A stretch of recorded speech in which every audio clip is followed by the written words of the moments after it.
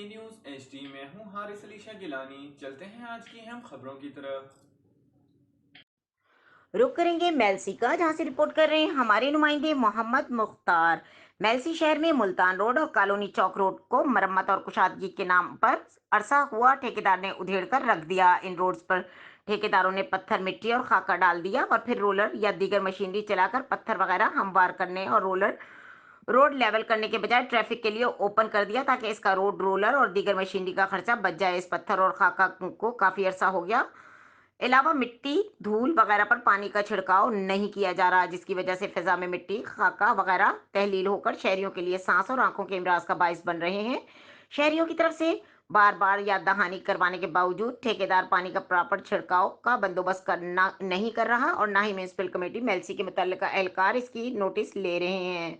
मजीद खबरों और अपडेट्स के लिए हमारे साथ रहिएगा। तब तक के लिए अपना ख्याल रखिएगा। अल्लाह हाफ़िज़।